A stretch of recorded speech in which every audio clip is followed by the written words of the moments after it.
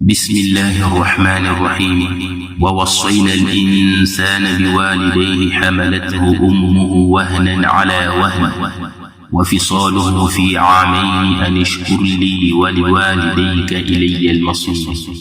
Nous avons commandé à l'homme la bienfaisance envers ses pères et mères. Sa mère l'a porté subissant pour lui peine sur peine. Son sevrage a lieu à 2 ans. Sois reconnaissant envers moi ainsi qu'envers tes parents. Vers moi est la destination. Sourate 31, verset 14. À l'époque du prophète Muhammad sallallahu alayhi wa sallam, un homme était tombé gravement malade et malgré toutes les tentatives de gens pour l'aider, son cas ne faisait que s'empirer. Même les paroles de la ilaha illallah que les gens répétaient autour de lui ou qui répètent avec eux, il ne pouvait le faire. Alors que le prophète sallallahu alayhi wa sallam a dit, toute personne qui dit la ilaha illallah au moment de sa mort entrera au paradis. Comment se fait-il que ce compagnon qui a vécu avec le prophète n'arrivait-il pas à prononcer ces paroles? Des gens sont allés raconter son cas au prophète Muhammad sallallahu alayhi wa sallam qui est venu le voir. Mais le prophète semblait avoir compris l'origine de son problème et demanda si la mère de cet homme était vivante. Il alla donc rencontrer cette mère et lui demanda si elle avait des choses qu'elle reprochait à son fils.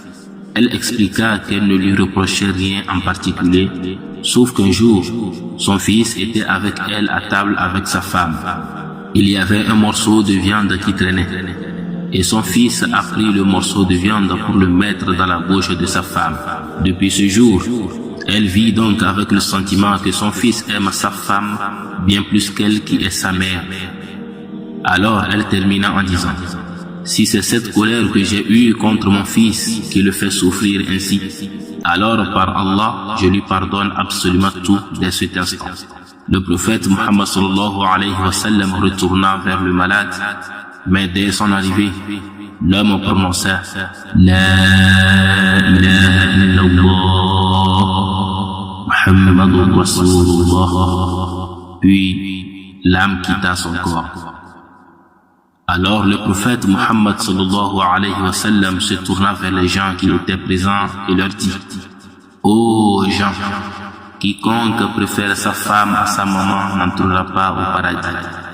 Quiconque préfère sa femme à sa maman n'entrera pas au paradis.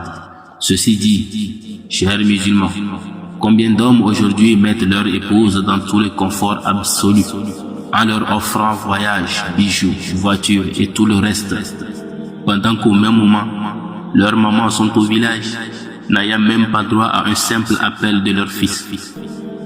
Quand tu vois les femmes de ces hommes, tu les envies. Mais quand tu vois leur maman, avec des vêtements sales et déchirés au village, délaissés et abandonnés, dans l'extrême pauvreté, tu as l'impression que cette femme n'a pas eu d'enfant. Faites attention à ce comportement. C'est l'islam qui recommande à l'homme de traiter sa femme comme une reine. Mais jamais l'homme ne doit oublier le ventre qui est responsable de sa venue dans ce monde. Qu'Allah nous accorde la sagesse et la bonne compréhension de l'islam.